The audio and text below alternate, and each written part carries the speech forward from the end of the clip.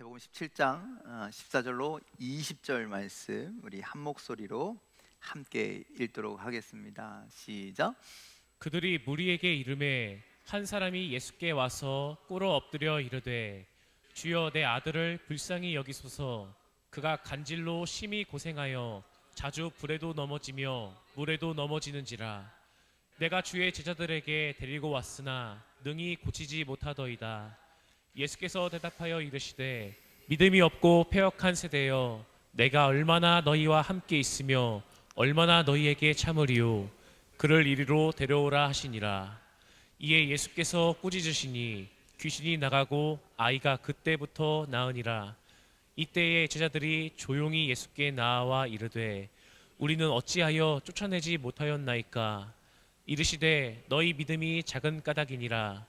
진실로 너희에게 이르노니 만일 너희에게 믿음이 겨자씨 한 알만큼만 있어도 이 산을 명하여 여기서 저기로 옮겨지라 하면 옮겨질 것이요 또 너희가 못할 것이 없으리라.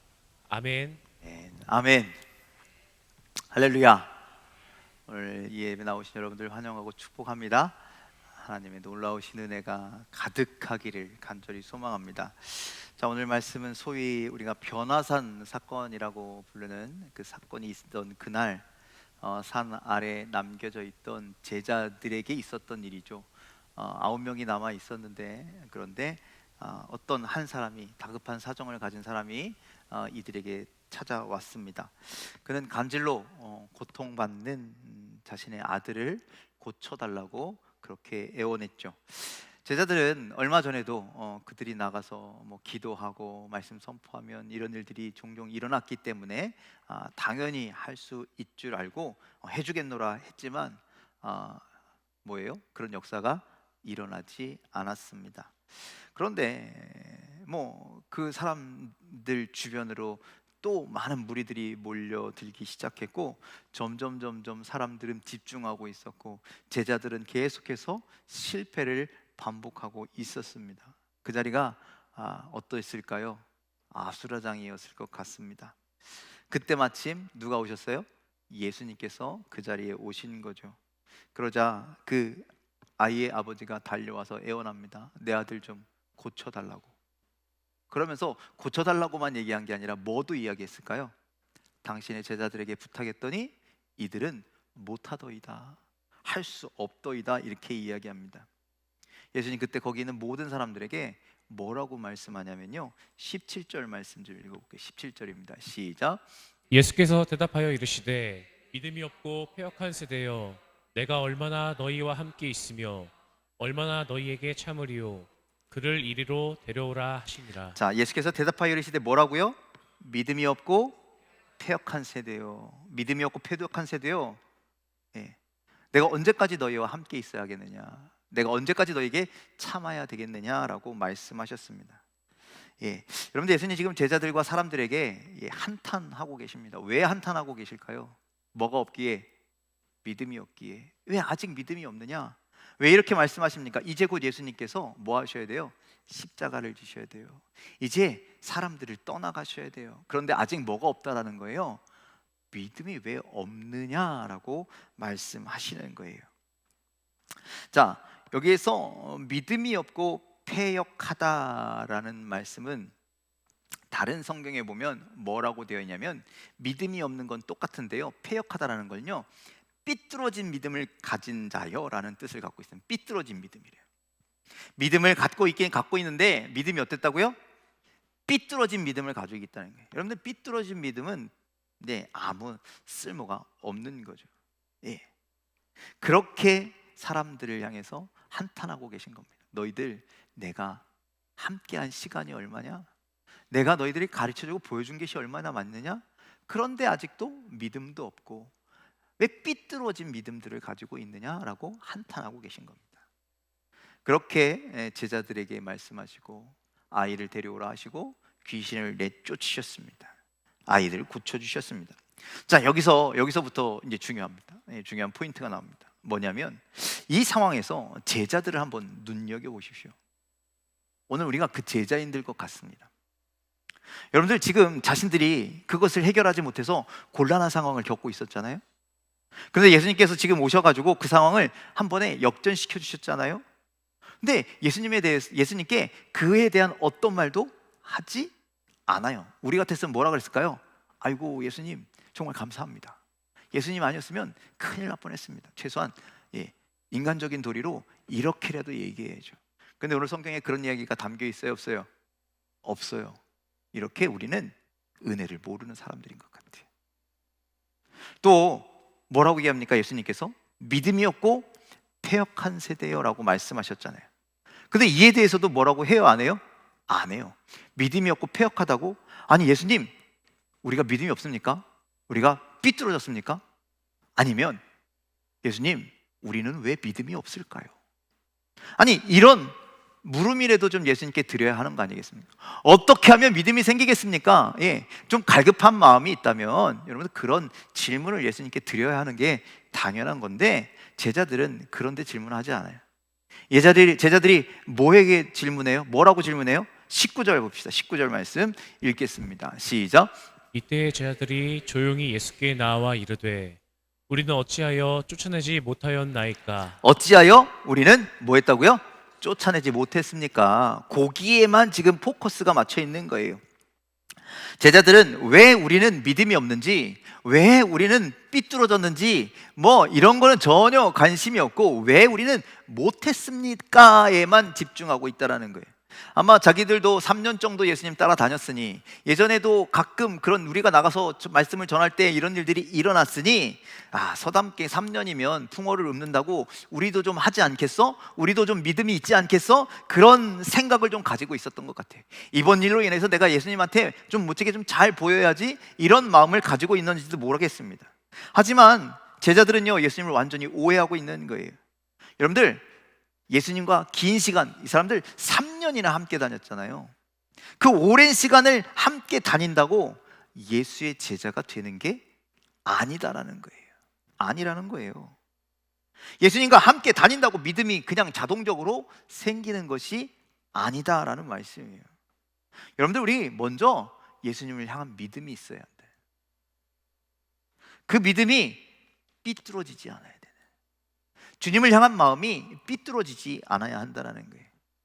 그래야 믿음이 생기고요 제자가 되는 거예요. 그럴 때만이 역사가 나타난다라는 사실입니다. 우리는요 교회 좀 오래 다니면 오래 다니셨네요 뭐 대단한 줄 알아요. 엄청난 줄 알아요. 착각이에요. 교만이에요. 여러분들 교회 오래되면 자기가 뭐라고도 좀 되는 것 마냥 이렇게 으스댈 때가 있다라는 거예요.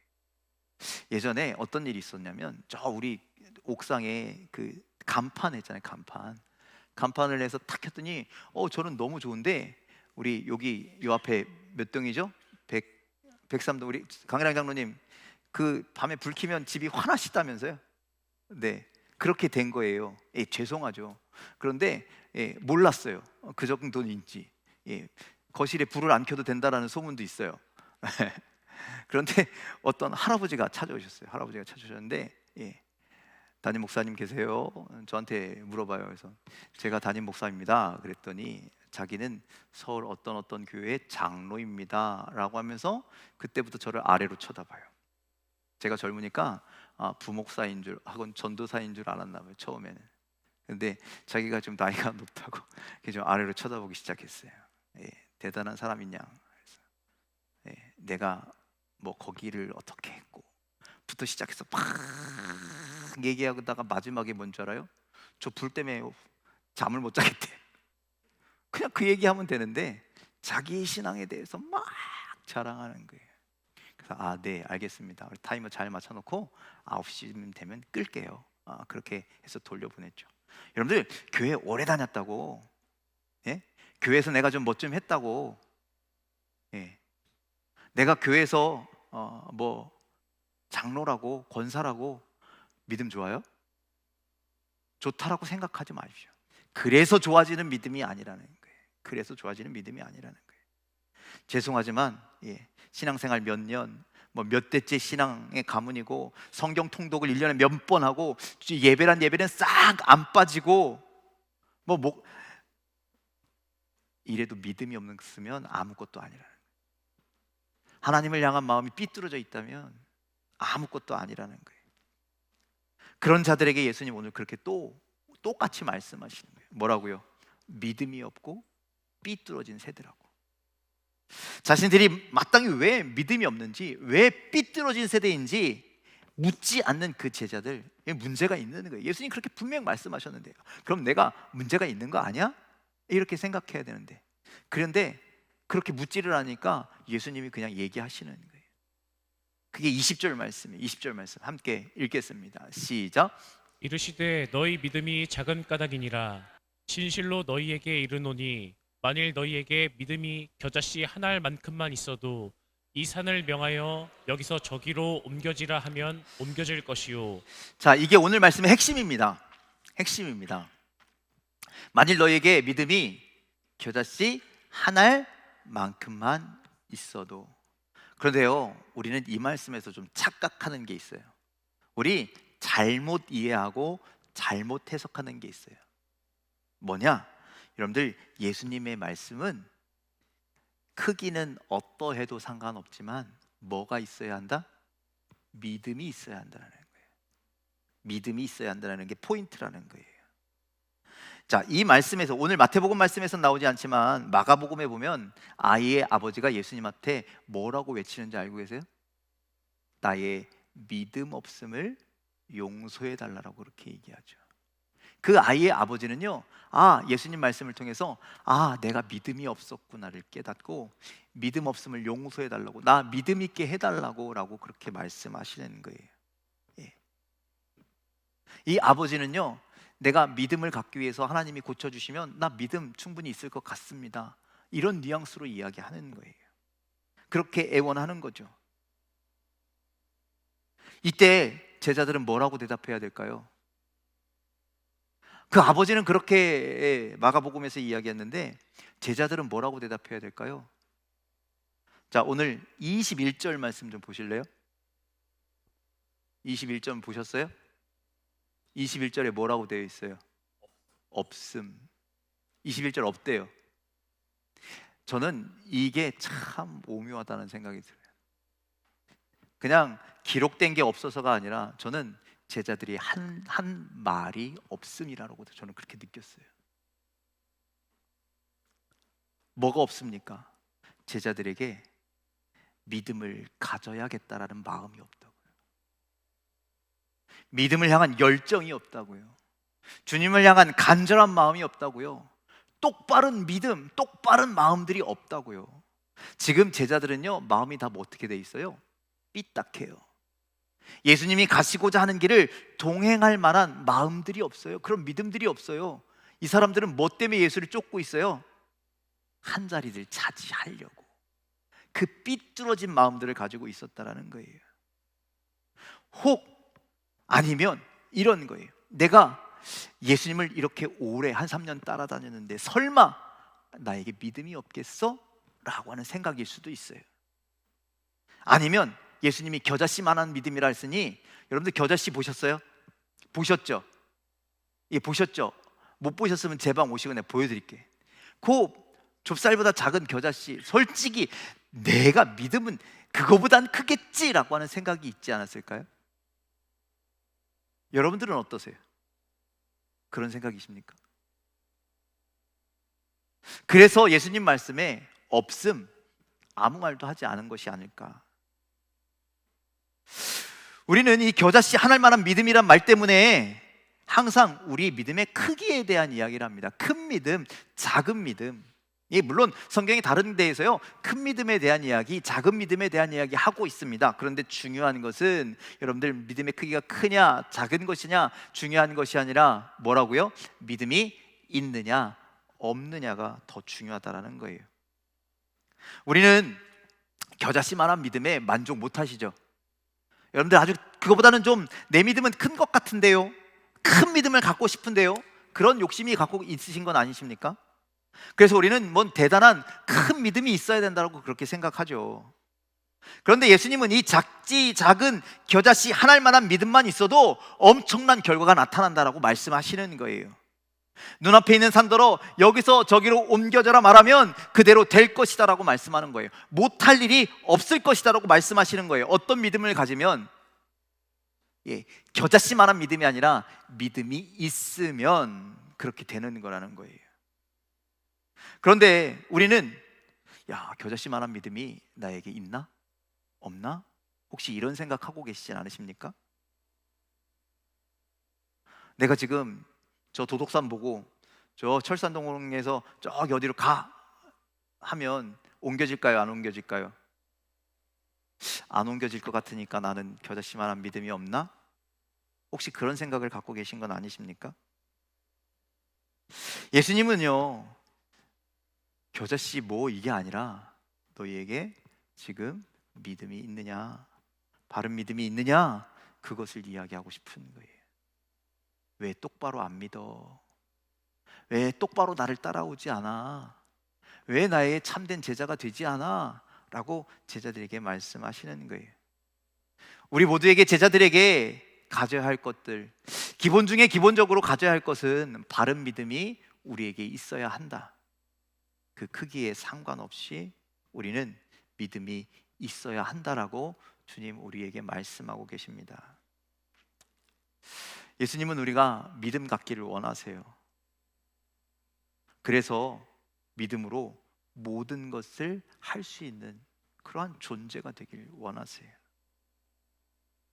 믿음을 가지지 않으려 하는 이런 아이러니한, 똑바른 믿음이 아닌 엉뚱한, 잘못된 삐딱한 이런 마음들을 갖고 있는 제자들에게 질책하고 계시는 거예요. 제자들에게 이렇게 말씀하십니다. 너희들도 귀신을 쫓고 싶어? 그러면 믿음을 가져 라고 말씀하시는 거예요. 어떤 일이든 능력껏 잘 해내고 싶어? 그러면 믿음을 가져 라고 말씀하시는 거예요. 여러분들 2006년에 우리가 원하고 소망하는 일들이 있잖아요. 그렇죠? 여러분들 그것이 이루어진다라는 믿음이 있으세요? 큰일 났네. 있어야 한다라는 거예요. 여러분들 믿음이 없이는 안 된다고요. 근데 믿음이 있으면 못할 것이 없으시다는 주님의 말씀을 기억하는 여러분들 되기를 주님의 이름으로 간절히 축원을 드립니다. 여러분들 믿음은요, 하나님을 일하시게 하는 열쇠입니다. 이 산을 여기에서 저기로 옮기는 것은요, 우리의 믿음에서 시작되는 거예요. 물론 산이 옮겨질지 안 옮겨질진 우리의 능력 밖의 일이지만 그 옮겨짐의 시작은 누구라고요? 우리의 믿음. 그리고 옮겨지는 건 하나님의 능력이라는 거예요. 모든 일을 다 할 수 있는 것은 나의 믿음에서 시작되는 거예요. 나 모든 것을 다 할 수 있어 라고 하는 믿음으로 시작되지만, 그런데 그렇게 되는 것은 하나님의 능력이라는 거예요. 믿음은 하나님의 능력을 끌어오는 귀중한 수단이 된다는 사실을 여러분들이 기억하시길 바랍니다. 여러분들 믿음은 내 능력이 아닙니다. 하나님의 능력입니다. 여러분들 우리는 믿음이 있다고 얘기하면서 이건 되고 저건 안 되고 막 이렇게 얘기해요. 그렇죠? 그럴 때 있어요. 내 믿음으로 볼 땐 이건 안 돼. 여러분들 교만한 거예요. 여러분들 율법의 잣대를 가지고 믿음 좋은 척 하지 말자라는 거예요. 그냥 우리의 믿음은 하나님의 능력을 신뢰하는 거예요. 하실 수 있음을 전적으로 신뢰하는 것이니, 여러분들 되든 안 되든 그것은 하나님의 뜻이니까 뒤로 접어두고 그저 우리는 전적으로 그 결과가 어떻게 되든 이 앞에 있는 문제를 향해서 믿음으로 나아가는 것만 있으면 된다는 거예요. 만약에 그 믿음이 없다면, 그 신뢰함이 없다면 이거 되겠어? 라고 하는 삐뚤어진 마음들을 주님께 갖고 있다면, 그건 오늘 우리가 예수님께 들었던 그 말을 또 들어야 되는 거예요. 믿음이 없고 삐뚤어진 세대예요. 마가복음 10장 27절은요 이렇게 말씀하고 있어요. 함께 읽겠습니다. 시작. 예수께서 그들을 보시며 이르시되 사람으로는 할 수 없으되 하나님으로는 그렇지 아니하니 하나님으로서는 다 하실 수 있느니라. 아멘. 사람으로는 못한대요. 안 된대요. 그런데 누구는? 하나님은 다 하실 수 있다라는 거예요. 나는 할 수 없지만 우리 하나님은 하실 수 있다라는 거예요. 그것을 믿는 것이, 신뢰하는 것이 우리가 가져야 할 믿음이라는 거예요. 여러분들이 이런 믿음이 있다면 선포하시길 바랍니다. 안 될까 봐 못 하시죠. 산이 안 옮겨질까 봐 못 하시죠. 하지만 믿음이 있다면 선포해야 돼요. 믿음으로 선포하시길 바랍니다. 그 뒤는요, 하나님이 책임져 주실 부분인 거예요. 우리가 책임지는 게 아니에요. 하나님 나에게 그런 믿음 주셨으니 되든 안 되든 그건 하나님의 영역이에요. 하지만 우리는 믿음으로 선포하면 됩니다. 선포도 안 하고 안 될 것 같은데, 이건 아까도 말씀드렸지만 믿음이 없고 삐뚤어진 세대들이 하는 짓이라는 거예요. 하지만 믿음을 가지고 선포하는 자는 하나님의 일을 하심을 경험하게 되는 줄 믿으시길 바랍니다. 그리고 믿음을 가지고 선포하고 일하시는 것을 경험한 세대들은 이런 믿음의 고백도 드릴 겁니다. 우리 빌립보서 4장 13절 잘 아시는 말씀 함께 있습니다. 시작. 내게 능력 주시는 자 안에서 내가 모든 것을 할 수 있느니라. 내게 능력 주시는 자 안에서, 내 능력이 아니라 내게 능력 주시는 자, 하나님 안에서 우리는 모든 것을 할 수 있음을 기억하시길 바랍니다. 자, 오늘 여러분들에게 믿음이 있기를 간절히 소망합니다. 신뢰하는 믿음, 확신에 찬 믿음 있기를 간절히 소망합니다. 더 이상 믿음 없는 삐뚤어진 세대가 되지 않기를 간절히 소망합니다. 또 오늘 말씀을 통해서 우리가 기억해야 될 것, 여러분들 교회 좀 다닌다고 믿음 무조건 있는 거 아니라는 것. 믿음을 가지시기를 간절히 소망합니다. 겨자씨 하나를 말한 사이즈가 중요한 것이 아니라 믿음이 있느냐 없느냐가 중요하다는 사실을 여러분 기억하시길 바랍니다. 그러니 여러분들 올 한 해 믿음 있게 되기를 간절히 소망합니다. 믿음 있으시죠? 혹시 믿음이 없는 분들이 있다면 믿음을 사모하시길 바랍니다. 마지막으로 믿음을 가지고 하나님의 능력을 신뢰하시길 바랍니다. 맡기시길 바랍니다. 선포하시길 바랍니다. 하나님의 일하심을 나타내시길 바랍니다. 그런 2026년 되었으면 좋겠습니다. 어떤 일이 일어날지 우리는 알지 못하지만 기대하는 한 해가 되었으면 좋겠습니다. 우리가 바라는 것들을 실상으로 만드시는 하나님의 놀라운 역사를 경험하게 되기를 주님의 이름으로 간절히 축원을 드립니다. 2026년에 다가기 전에 여러분들 믿음을 가지시고 확신에 찬 믿음을 가지시고 하나님의 놀라운 역사를 경험하여 더 이상 믿음 없는 세대, 패역한 세대가 아닌 하나님이 기뻐하시는 믿음이 있고 바른 그런 세대들이 되는 놀라운 축복의 26년이 되시기를 주님의 이름으로 간절히 축원을 드립니다. 기도하겠습니다.